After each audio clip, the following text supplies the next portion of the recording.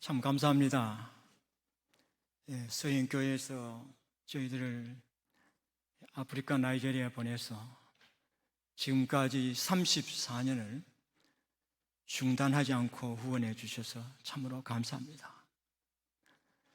하나님께서 저희 가정을 선교사로 부르시고 또 선교하는 데 직접 하나님이 오셔서 우리를 격려하시고, 이런 돌이켜보니까 너무 하나님께 감사해요. 저희가 젊은 생에는 다 이 선교지에서 다 보냈는데, 돌이켜보면은 한 번도 후회해 본 일이 없습니다. 물론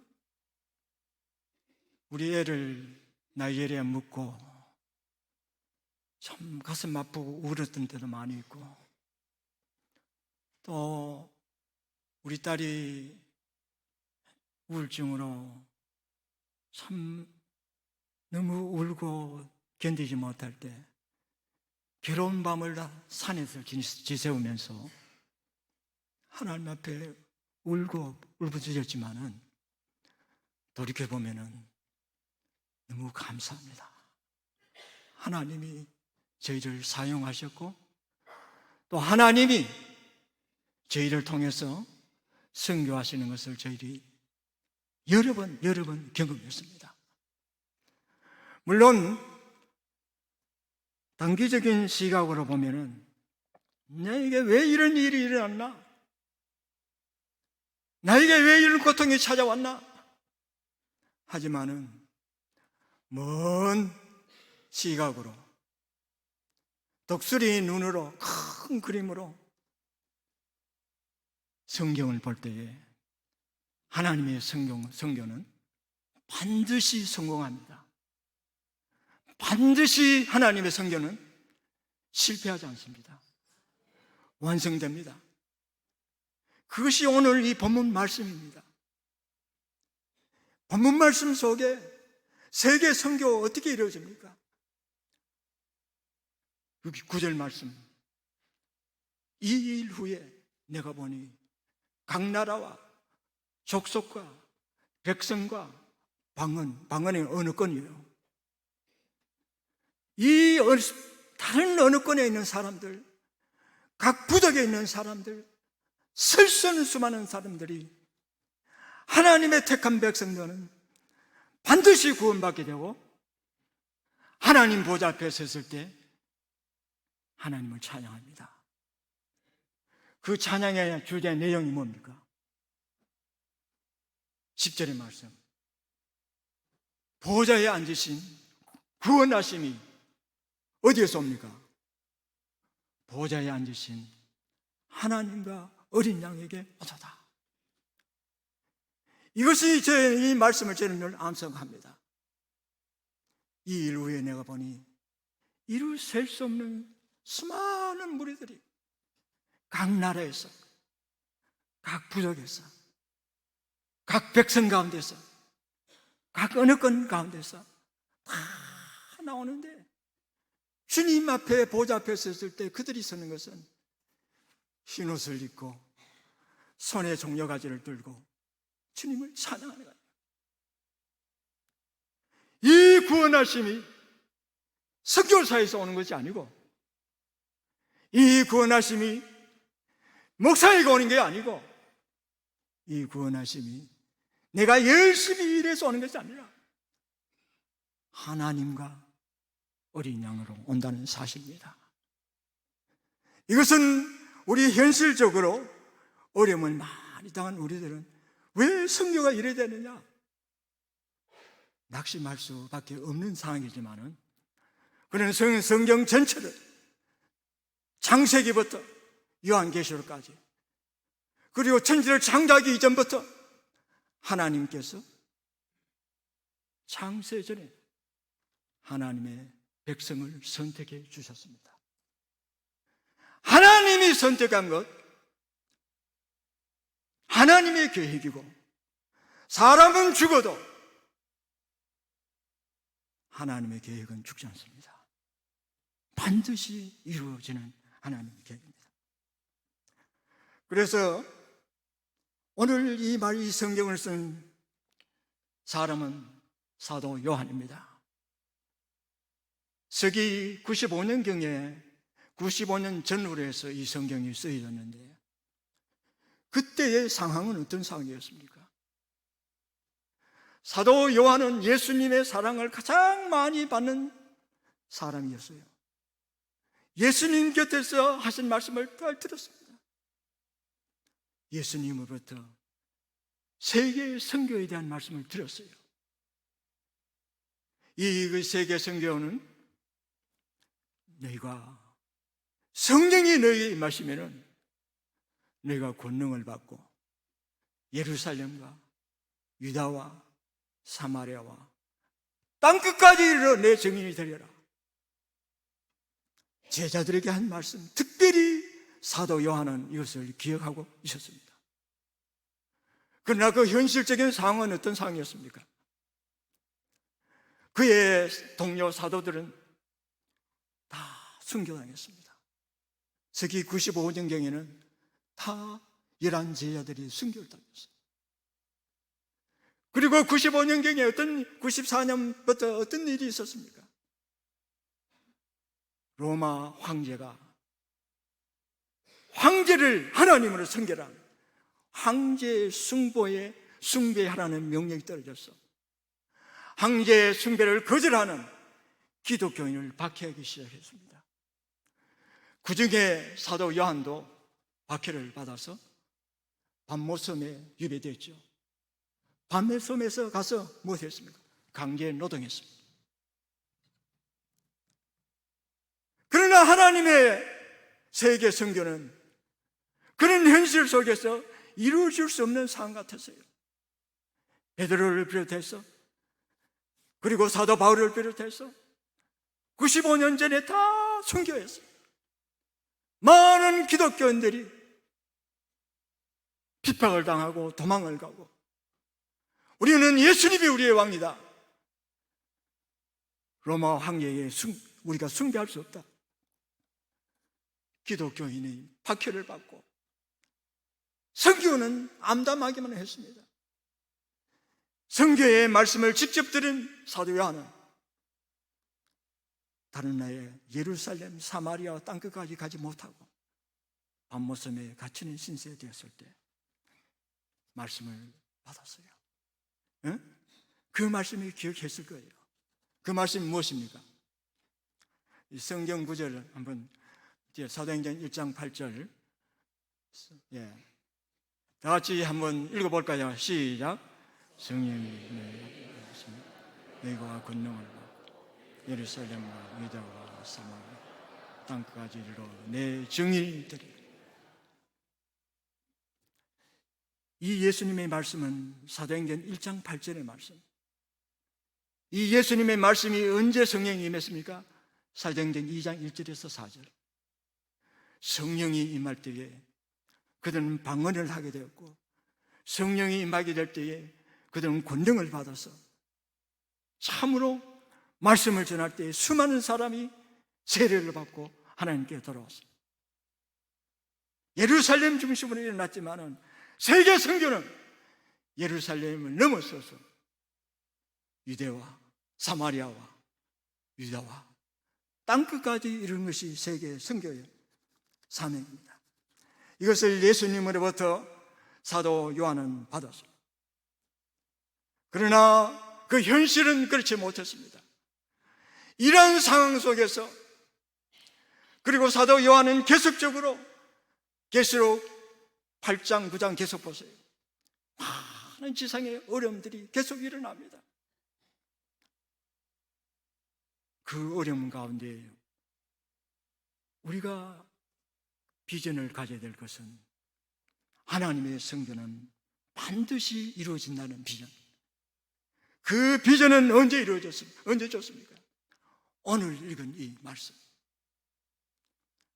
사실 계시록 8장에 9장에 계속해서 적그리스도가 나타나고 어려움이 일어나고 지진이 일어나고 풍랑이 일어나고 힘든 일이 있지만 사도 요한이 간직해야 될 것, 그리고 지상의 온 교회가 가슴에 품어야 될 것, 바로 하나님이 세계 선교를 완성하신다는 것입니다. 여러분, 오늘 실정은 어떻습니까? 경제 사정이 어렵고 암담하고, 그러나 사도 요한 시대보다는 낫습니다. 핍박을 받아서 죽었습니까? 감옥에 갔습니까? 예수 믿다가 유배당한 사람이 있습니까?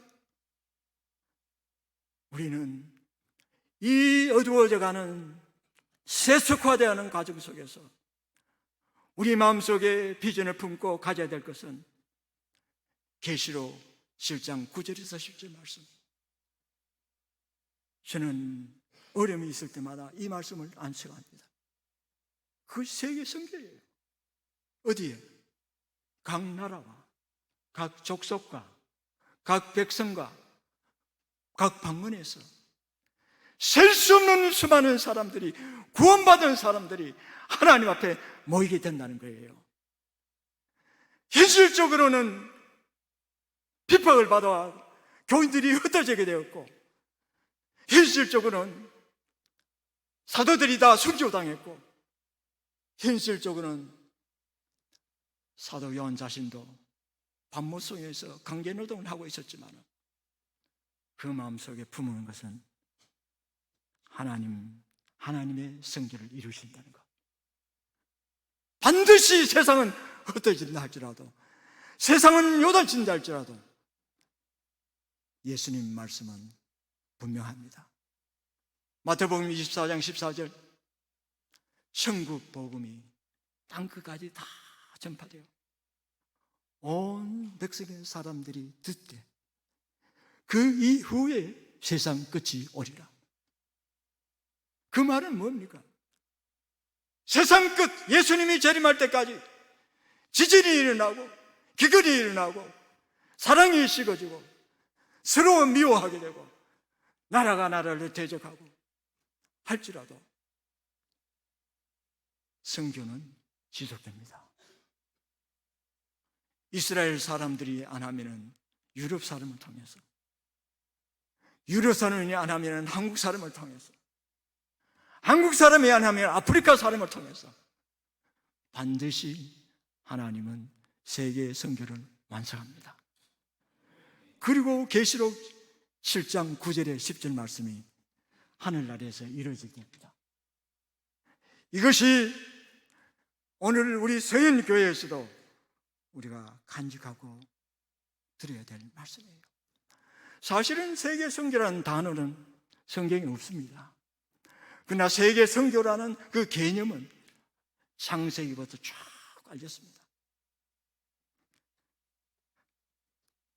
한번 창세기 12장 2절에서 3절 말씀 한번 봅시다. 이게 세계 선교에 대한 말이에요. 아브라함에게 한 말씀. 다 같이 읽겠습니다. 시작. 내가 너로 큰 민족을 이루고 내게 복을 주어 내 이름을 창대케 하리니 너는 복의 근원이 될지라. 땅의 모든 족속이 너를 통하여 복을 받을 것이니라. 땅의 모든 족속이 아브라함을 통해서 복을 받는데요, 이 선교의 복, 모든 족속, 이것을 하기 위해서 아브라함을 부르셨고 아브라함에게 복을 주셨습니다. 이것은 아브라함이 개인적으로 받았지만은 아브라함의 계획이 아닙니다. 하나님의 계획입니다. 아브라함은 죽었습니다. 창세기 25장, 창세기 20장 똑같은 내용의 말씀 이삭에게 말합니다. 창세기 26장 4절, 내가 너와 너 후손에게 복을 준다. 땅의 모든 족속이 너희를 통해서 복을 받을 것이다. 여러분, 창세기 28장 14절에 똑같은 말씀입니다. 야곱에게 내게 복을 주겠다. 너를 통해서 천하 만민이 복을 받을 것이다. 아브라함이 죽어도 하나님의 계획은 죽지 않습니다. 이삭은 죽어도 하나님의 계획이 죽지 않아요. 야곱은 죽어도 하나님의 계획은 계속 지속됩니다. 언제까지? 예수님 재림할 때까지. 반드시 이 하나님의 계획은 이루어지게 됩니다. 여러분, 아브라함도 이삭도 야곱도 큰 셀 수 없는 큰 무리 속에 들어갑니다. 여러분도 그렇고요. 저도 그렇고. 거기서 아브라함이 말할 겁니다. 야, 내가 땅끝까지 가지도 못했는데, 모든 족속의 이름조차도 몰랐는데 하나님이 하셨습니다. 이삭도 구원하심이 하나님으로부터 옵니다. 야곱도 그렇게 있을 거예요. 여러분, 오랫동안 세계 선교에 참석한 서인교회 여러분, 일본 선교를 비롯해서 또 지금까지 선교해 주셨는데, 우리가 단거리적으로 참 앞에 있는 것만 보고 슬퍼하고 외로울 것 아니라 눈을 들어서 주님이 보여주신 환상을 여러분, 주님이 가지고 계신 그 비전을 여러분 가지시길 바랍니다. 저는 결코 하나님의 선교는 실패하지 않습니다. 반드시 하나님의 선교는 성공하게 되어 있습니다. 이것은 하나님의 계획이기 때문에, 이것은 하나님의 마스터 플랜이에요. 창세전에 이것을 계획하셨고, 창세기부터 그 계획을 알리셨고, 역사가 이루어지면서 그 계획이 이루어지고, 예수님 재림할 때에 마태복음 24장 30절 31절 주님이 영광 중에 재림하실 때에 그의 택한 백성들을 세계 각국에서 불러 모으신대요. 우리 예수님의 큰 관심거는 세계 선교입니다. 세계 여러 나라에서 그의 백성들을 부르신대. 그 하나님의 계획이 반드시 이루어져서, 지금은 우리가 잘 몰라요. 그 하나님 앞에 섰을 때 아브라함도 맞습니다. 오래전에 주님 말씀하셨죠. 너로 통해서 천하 만민이 복을 받을 것이다. 아브라함도 이삭도 야곱도 그게 모여서 나로 통해서 구원이 아니고 구원하심이 보좌에 앉으신 하나님과 어린 양에 온다는 사실입니다. 한 700년이 지났어도 하나님은 자기 계획을 잊지 않았어요. 이사야 선지를 통해서 하나님의 계획을 또 나타내셨습니다. 이사야 49장 6절 말씀 한번 같이, 이것도 세계 선교에 가는 겁니다. 다 같이 한번 읽어볼까요? 시작. 내가 너를 이방인들의 빛으로 삼을 것이다. 그리고 너희들은 나의 구원을 땅끝까지 이르게 할 것이다. 이사야 선지를 통해서 이스라엘 백성들에게 하신 말씀입니다. 내가 너에게 복을 주겠다. 용어를 바꿨어요. 내가 너로 빛으로 삼겠다. 세계 선교는 어떻게 해요? 나의 구원을 땅끝까지 이르게 할 것이다. 여러분, 하나님께서 이사야 선지를 통해서 이스라엘 백성에게 이 말씀을 주셨는데, 이스라엘 백성이 땅끝까지 나가서 선교사 됐습니까? 그렇지 않았습니다. 그러나 하나님의 계획은 결코 취소되지 않고 반드시 그 계획을 이루십니다. 이스라엘 백성은 예수님 십자가에 못 박고 했지만은, 그들은 예수님을 배척했지만은, 하나님은 이스라엘 백성을 통해서, 이스라엘 사람 자손을 통해서 땅끝까지 예수 하나님의 구원을 이루게 하십니다.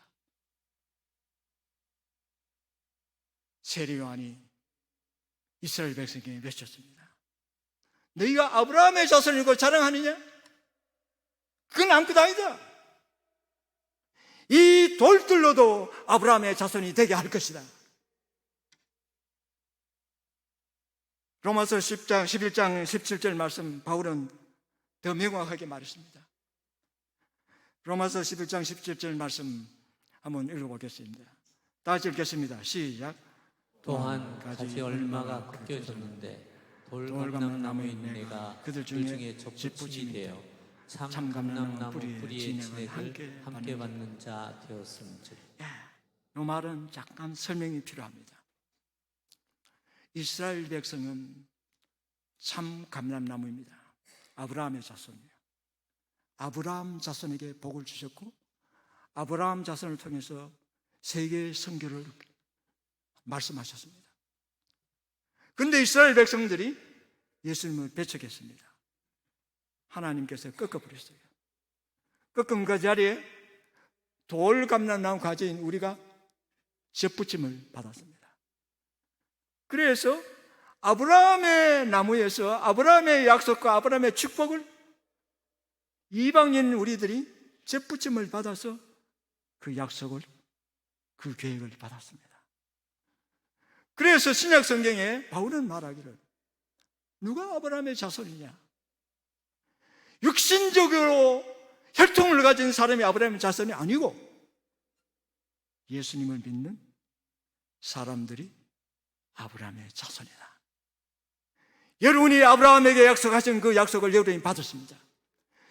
우리 이방인 우리들이 아브라함 나무에 젖을 붙여서 아브라함 약속을 우리가 받았고 우리를 통해서 땅끝까지 하나님의 구원을 이루게 하십니다. 하나님의 계획은 결코 실패되지 아니하고 하나님의 계획은 결코 사라지지 아니합니다. 여러분, 그날에도 저는 확신합니다. 이사야 그 중에 있을 거예요. 셀 수 없는 큰 무리들이. 이사야가 이 말씀을 받고 이스라엘 백성에 외쳤지만은 이스라엘 백성들은 이사야를 핍박했습니다. 그때에 셀 수 없는 수많은 사람, 각 나라와 각 족속과 각 백성과 방언에서 구원받은 사람들이 쫙 나와서 보좌 앞에 서서 섰을 때 이사야, 구원하심이 보좌인 하나님, 예수님으로부터 구원하심이 오셨구나, 하나님 하셨습니다, 이렇게 외칠 것입니다. 여러분, 구약에 또한 이 성경에 관한 좋은 성경 구절이 있는데요, 시편 113편 3절. 오늘 아까 찬양을 부르더라고요. 한번 다 같이 한번 읽어봅시다. 시작. 해 두는 데부터 해 지는 데까지 여호와의 이름이 찬양을 받으시로다. 이 시편 9절이 쓰여질 당시에는, 구약 시대는 여호와의 이름이 이스라엘 땅에서만 불려졌어요. 그들이 여호와의 앞에 제사를 드렸습니다. 한국 땅에는 여호와의 이름조차도 몰랐습니다. 예수님 이름조차도 몰랐어요. 하나님의 약속도 없었습니다. 암흑이었어요. 그런데 여러분, 이것이 오늘날 보세요. 이스라엘 땅에서 해 뜨는 곳에서부터 해 지는까지. 해 뜨는 곳이 어디예요? 이스라엘 백성에서. 한국에서 해 뜨는 곳이 어디입니까? 일본 같아. 해 지는 곳이 어디입니까? 중국 같아. 이스라엘 사람들이 있는 그곳에서 해 뜨는 곳이 어디입니까?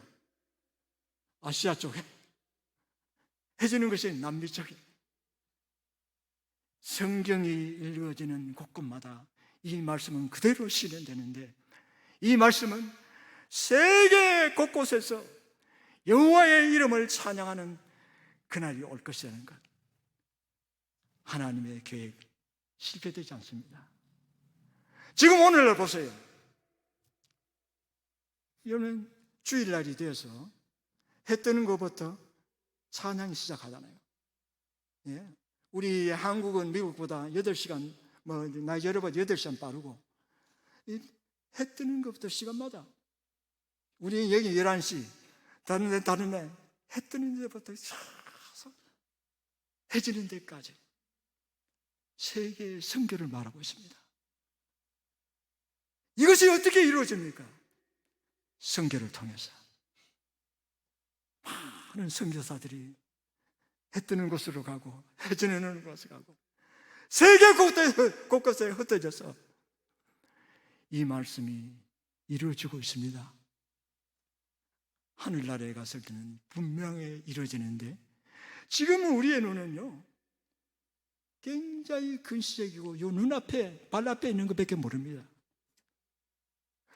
그러나 언젠가 하나님 앞에 보좌 앞에 섰을 때 우리의 눈이 다 밝아져서 주님 어떻게 하나님 나를 창세전에 나를 부르셨고 내 이름을 생명책에 기록했습니까? 그런데 이거 성경에 있어요. 내 말이 아니고. 그런데 어떻게 나를 부르셨고 수많은 수억의 사람들 가운데 우리를 이름을 불러냈대요. 내가 너희를 지명하여 불러내니 우리 이름을 불러냈대요. 수많은 사람이 들었지만은 듣는 사람마다 다 믿음이 생기는 거 아닙니다. 루디아의 마음을 여신 것은 하나님이십니다. 주님이십니다. 우리가 복음을 들을 때에 우리의 마음을 여러분은 인식을 못하지만 우리의 마음은 주님이 여셨습니다. 루디아의 마음을 여신 것처럼 우리가 그 믿음을 우리에게 주셨기 때문에 믿음은 우리가 노력해서 되는 것이 아니고 하나님의 선물이라 말씀하셨어요. 이런 걸 생각해서 우리가 예수 그리스도의 죽으심을 믿고 우리가 죄 용서를 받고 흰 옷을 입고 하나님 앞에 서서 찬양할 때 얼마나 감격하겠습니까? 지금은 우리가 아는 것은 너무 단편적이라 우리가 인식하는 것은 너무 조금 파트밖에 안 돼. 그러나 언젠가 하나님 앞에 설 때 우리의 눈은 완전히 밝혀질 것입니다. 하나님 감사합니다. 감사합니다. 나를 구원하기 위해서 이러한 이런 역사적인 배경 속에서 나를 구원해 주셨네요. 그래서 여러분 한 사람 한 사람마다 저도 포함되고 아브라함도 포함되고 이사야도 포함되고 셀 수 없는 수많은 사람들이 각 나라에서 오고 각 족속에서 모인 사람들이 하나님을 찬양합니다. 구원의 하나님 하셨습니다. 구원하심이 보좌에 앉으신 하나님과 우리 향해 온다. 사도 요한은 이런 것을 생각할 때에 자기의 암담한 그런 환경을 뛰어넘어서 힘을 얻었습니다. 하나님 하신구나. 수행께 여러분 참 선교를 오랫동안 많이 하셨습니다. 저를 후원하는 것도 34년을 후원해 주셨습니다. 감사합니다. 그러나 하나님이 하셨습니다. 하나님이 저희를 통해서 하실 분이죠.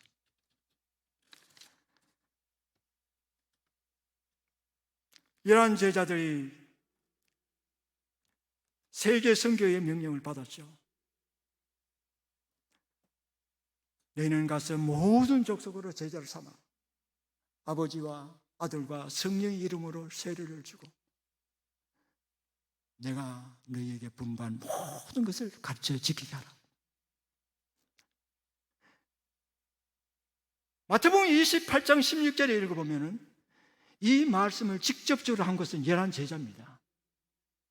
11제자가 그에게 나올 때에 11제자에게 말씀해 주셨어요. 그런데 11제자가 어떻게 됐습니까? 95년 전에 순교당해버리고 사도 요한은 그때까지 살아남았는데 반모섭에 유배당해서 세계 선교는 커녕 강제노동했지 않습니까? 그러나 사도 요한은 이 비전을 받고 힘을 얻었습니다. 사도 바울은 이방인 선교, 세계 선교가 하나님의 계획인 것을 알았어요. 에베소서를 자세히 읽어보면 하나님의 계획이 나옵니다. 하나님의 계획이 뭡니까? 이방인들도 예수님을 믿어서 아브라함에게 주신 그 복을 다 받는다는 것. 이것이 하나님의 계획이었어요. 이 계획, 세계 선교에 대한 것, 하나님의 계획인 것을 안 사도 바울은 자기의 전 세계를 바쳐서 세계 선교에 동참했습니다. 그런데 돌아와서 사도 바울이 어떻게 보고하죠? 사도행전 14장 27절. 다 같이 한번 같이 읽겠습니다. 시작. 그들이 안디옥에 이르러 교회를 모아놓고 하나님께서 자기를 통해서 하신 모든 것들과 이방인들에게 믿음의 문을 여신 것을 보고하니라. 선교하고 돌아와서 안디옥 교회에서 파송했습니다. 서행교회에서 저를 파송한 것처럼 안디옥 교회에서 바나바와 바울을 파송했어요. 돌아와서 선교 보고한 것이 뭡니까? 내가 했다 하지 않고 뭡니까? 하나님이 하신 것. 하나님이 어떻게 이방인들에게 믿음의 문을 여셨는가, 그걸 보고 있습니다. 사도 바울은 그것이 눈에 띄는 거예요. 저도 돌이켜보면은 하나님이 저를 인도하셨고 하나님이 일하신 것은 분명합니다. 제가 처음 나이지리아에 떠날 때에 우리 선교국장이었던 전재규 장로님이 강승성 선교사 하는 빌리리 성경학교에 가서 가르쳐라 했어요. 제가 거기 가서 사역하는 가운데 하나님께서 다른 길로 바꾸어 주셨습니다. 바로 현지 선교사 훈련이었어요. 나이지리아는요, 언어가 한 400개 이상 됩니다. 우리가 언어로 복음을 전해야 되는데 이 사람들을 우리가 한국 사람은요, 부족 언어 머리 3개만 해도 머리가 다 하얘져 버립니다. 저는 머리가 다 하얘졌어요. 성경을 매일 암송하다 그런지 머리 염색해서 그런데 선교사, 해외에서 온 선교사 중에 부족 언어를 2개 이상 하는 사람 없습니다. 400개 이상 언어 사람들 어떻게 복음 전파합니까? 현지인은요, 보통 언어, 부족 언어 3개, 4개 보통입니다. 학교 가서 배우는 게 아니고 놀러 다니다 보면 언어 다 알아요. 제가 아는 여기 나이지리아에도 온 폴 삼바라는 우리 서인교회도 방문했습니다. 폴 삼바 목사는 언어를 8개 합니다. 영어, 불어, 아람어. 이런 사람을 훈련시켜서 보내면 복음이 언어 배우자면 척척 나고. 하나님께서 그 길을 인도해 주셨는데 서인교회에서 이제 사역을 바꾸었는데도 저를 서포트해 주셨어요. 지금도 생각하면 너무 잘했다. 지금은 나이지리아뿐만 아닙니다. 서부 아프리카의 여러 나라에 현지 선교사들이 300명 이상 나가 일하고 있습니다. 여러분, 내가 한 교회 다른 나라에 니제를 찾아가면 한 몸인데 그렇다 동시에 일할 수 있습니까? 여러분, 돌이켜보니까 하나님 하셨습니다. 하나님이 인도하여 주셨어요. 그리고 SIM 코리아 대표를 좀 하고, 그것도 대표하고 싶어서 한 것도 아니고, 이게 새로운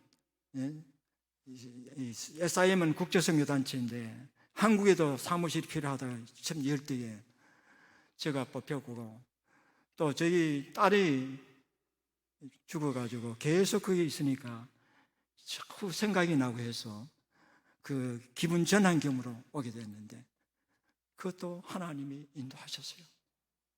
그 전에 그 돌아가서 또 훈련센터를 짓고 또 이런 교회 건축을 하고 이런 모든 것 돌아가는 거 볼 때에 하나님 하셨습니다. 100개 이상의 교회를 건축을 도왔는데 돈이 있어야 되잖아요. 그러나 하나님이 사람을 붙여주셨어요. 저희가 한국에서 우물 하나 못 되는데 제가 물공사 기술자입니다. 워터 엔지니어예요. 우리 틀면은 수도꼭지만 틀면은 지하수가 언제든지 나옵니다. 제너레이터나 발전기나 뭐 전기나 태양광이 없습니다. 그것도 돌이켜보면 시간이 없어서 이야기는 다 상세히 못 하는데 천사를 보낸 것 같았어요. 그러면 돌이켜보니까 하나님 하셨어요.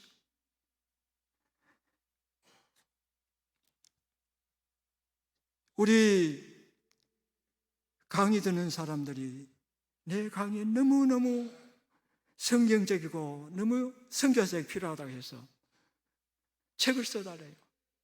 한국에 있을 때는 저는 관점으로 성경을 보지 못했습니다. 선교지에 사역하면서 하나님께서 저의 눈을 뜨게 해주셨는데 창세기부터 요한계시록까지 하나님의 마스터 플랜, 하나님의 계획이 쫙 보여주셨어요. 사람들이 그것을 책으로 만들어 주셔서 책이 나왔게 되고 영어책인데 이제 불어까지 나왔고 이제 나이지리아 언어 하우사까지 나왔습니다. 돌이켜보니 이 모든 것 하나님 하셨습니다. 제가 어떻게 그런 걸 합니까? 여러분, 여러 가지 어려움이 있고 울고 스트레스로 잠을 자지 못하고 있어도 사도 바울을 마치는 하나님이 성교를 이루시는 걸 볼 때에 모든 스트레스가 사라지고 견딜 수가 있었습니다. 시간이 갔지만 간략하게 더 한번 보겠습니다. 두 번째는 14절 말씀, 성경에서 중요한 것이 있습니다. 14절 말씀, 7장 14절을 한번 읽겠습니다. 다 같이 시작.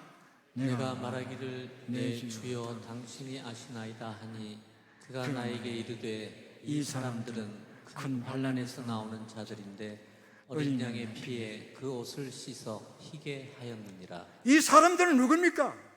셀 수 없는 사람들, 각 나라에서 족속에서 백성 방언에서 나온 사람들 어디서 나왔습니까? 환난에서 나온 자들. 성경은 환난과 고난을 통해서 나오게 됐습니다.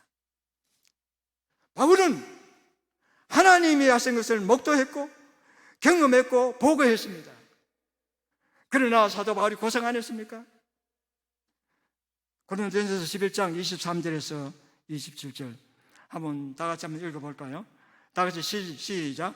내가 수고를 넘치도록 하고 옥에 갇히기도 더 많이 하고 수없이 매도 맞고 여러 번 죽을 뻔하였으니 유대인들에게 40에 하나 감한 매를 5번 맞았으며 3번 태장으로 맞고 3번 파선하는데 일주일을 기품에서 지냈으며 여러 번 여행의 위험과 강도의 위험과 동족의 위험과 이방인의 위험과 시내의 위험과 강야의 위험과 바다의 위험과 거짓 형제의 위험을 당하고 수고하고 애쓰고 여러 번 굶고 춥고 헐벗었노라. 춥고 헐벗고 돌에 맞고 3번 파상하고 참 도망다니고 이런 고난 가운데서 하나님이 일하셨습니다. 세계 선교는 가는 선교사뿐만 아니라 파송하는 교회도 고난 경험합니다. 각오해야 합니다. 그리고 선교지에서 예수 믿는 사람도 영적 전쟁에서 그들은 어려움을 당합니다. 반드시 예수 믿지 않은 지역에서, 예수 믿지 않은 가문에서 그 사람이 예수 믿을 때는 큰 환난이 있습니다. 선교는 환난에서 나오는 과정입니다. 예수님 자신도 선교하는 제자들에게 이 말씀하셨어요. 마가복음 10장 29절 30절 한번 다 같이 한번 읽어볼까요? 시작. 나와 복음을 위하여 집이나 형제나 자매나 어미나 아기나 전토를 벌인 자는 금세에 있어 집과 형제와 자매와 모친과 자식과 재산을 100배나 받고 핍박을 경하여 받고 내세에 영생을 받지 못할 자가 없느니라. 예수님과 복음을 위하여 버리는 게 뭡니까? 선교 아닙니까? 선교 나가면 우리 부모를 버려두고 나가야 되잖아요. 이 선교하는 것은 이런 희생을 강조합니다. 예수님은 제자들에게 선교를 말씀하시면서 말씀하셨어요. 구약의 또 시편 84편 6절에서 7절을 봅시다. 다 같이 읽겠습니다. 시작. 저희가 눈물 골짜기를 통행할 때에 그곳으로 많은 샘의 곳이 되게 하며 이름도 은택을 입히나이다. 저희는 힘을 얻고 더 얻어 나아가 시온에서 하나님 앞에 각기 나타나리이다. 언제 샘이 터집니까? 눈물의 골짜기를 통과할 때에. 여러분, 우리 성도가 가는 신앙의 여정이기도 하지만은 선교사가 가는 이 선교의 여정이기도 합니다. 눈물을 흘면서 울 때에 거기에서 샘이 터져 나옵니다. 사도 바울이 마게도냐에 환상을 내고 마게도냐에서 가장 좋은 큰 도시 빌립보에 도착했을 때 기적이 일어났습니까? 귀신을 쫓아냈을 때 심한 매를 맞고 감옥에 들어갔어요. 감옥에 들어간 그곳에서 기적이 일어났습니다. 간수장과 그 가족이 예수 믿었습니다. 유라굴라 풍랑 속에서 기적이 일어났습니다. 하나님의 천사가 나타나서 너는 물론이고 너와 함께 있는 사람 한 사람도 죽지 아니하리라. 로마 감옥에서 눈물의 골짜기 청구할 때에 기적이 일어났습니다. 빌립보 1장 시위단에 있는 모든 군인들이 예수 복음을 듣게 되었어요. 빌립보 4장에 황제 시저의 가족들이 너에게 문안한다. 한 사람이 아니라 가족들. 로마의 황제 중에 예수 믿는 사람이 사도 바울이 로마의 감옥에 있었기 때문에 이런 일이 일어났습니다. 여러분, 저희들도 효진이를 데리고 갔을 때 여기서는 7살, 6살 나이지리아에 기숙사에 넣어놓고 영어도 못하는 애들 막 울었어요. 다시 돌아서 그 함께 일하는 주간에 그냥 교통사고로 죽어버렸어요. 그 애를 땅에 묻으니까 참 오래 갔습니다. 참 후회되는 것도 있고 내가 좀 더 잘해줄 걸. 하나님은 그곳에서 샘이 되게 하셨습니다. 새벽 2시에서 3시에 깨어서 성경을 암송하고 기도 시작했는데 그것이 말씀 기도가 되었습니다. 그것이 27년 지난 오늘까지 하고 있습니다. 그 말씀 기도 속에 하나님의 임재를 체험했습니다. 너무 감사해요. 눈물의 골짜기를 지나갈 때에 그곳에서 샘이 솟아나게 할 것이다. 시편의 말씀. 우리 효진이가 죽었을 때 우리 은진이는 3학년이었습니다. 초등학교. 그것을 요즘은 상담 치료가 있습니다. 그때는 상담할지도 몰랐어요. 눌러놨는데 2008년에 우울증으로 변해버렸습니다. 가슴이 터졌어요. 하나님, 첫째 딸도 죽었는데 둘째 딸도 하나님 데려가시렵니까? 제가 산기도를 시작했습니다. 2008년부터. 오늘날까지 17년을 살기도 하고 있습니다. 하나님이 저를 특별히 사랑해 주셔서 선안에 집이 있는데 집 뒤에 바로 뒤에 산이 있습니다. 하나님, 매일 산에 올라 기도하고 있습니다. 여러분, 눈물의 골짜기를 지날 때에 그곳에서 샘이 터지게 하시는 하나님이십니다. 제가 라케네라는 곳에 훈련센터를 지고 우물을 파는데 물이 안 나와요. 다이너마이트 터뜨리는 사람을 불러다가 한 8번 터뜨렸어. 좀 바위가 나오니까 물이 없어. 바로 그때에 캐나다에서 단기 선교로 온 사람이 바로 옆방에 왔어요. 그래서 식사 초대해서 이야기하는 가운데 내 어려운 이야기 하니까, 물 이야기 하니까, 그러냐고. 내가 워터 엔지니어래, 물 기술자래. 이거 해주기 위해서 나이지리아 왔대요, 단기로. 그 사람한테 내 기술을 받고, 그리고 그 사람한테 책을 받았어요. 그런데 제가 기술자가 되었습니다. 하나님 하셨습니다. 우리가 어려움에 부닥치고 눈물의 골짜기를 지나고 고통스러울 때 하나님은 그곳에서 샘이 되게 하십니다. 여러분, 저는 선교사로 나가서 일하는 선교사입니다. 여러분은 우리를 보내는 선교사입니다. 로마서 10장 14절 말씀처럼 보내는 사람 없이 어떻게 가겠습니까? 가는 사람 없이 어떻게 복음을 전파하겠습니까? 전파하지 않은 사람이 없이 어떻게 듣고, 듣지 않고 어떻게 믿겠습니까? 보내는 사람이라, 가는 사람이라, 듣는 사람이라 똑같이 언젠가 말할 것입니다. 구원하심이 보호자에 앉으신 하나님과 어린 양에게 받아라. 우리는 눈에 보이는 대로만 하지만은 큰 그림으로 볼 때에 하나님 하셨습니다. 저는 이것은 확신합니다. 계시록에 있는 이 말씀, 선교에 동참하는 여러분들, 여러분 헌금하는 여러분 이 헌금들, 이 말씀 꼭 염두에 두고 이 헌금이 하나님의 계획이 이루어지는 데 사용될 것입니다. 여러분, 하나님이 하셨습니다. 저는 선교지에서 우리 집사람하고 여러 번 말했어요. 저 산 하나님 하셨습니다. 큰 나무들이 우거졌는데 하나님 하셨습니다. 책이 나오는데 하나님 하셨습니다.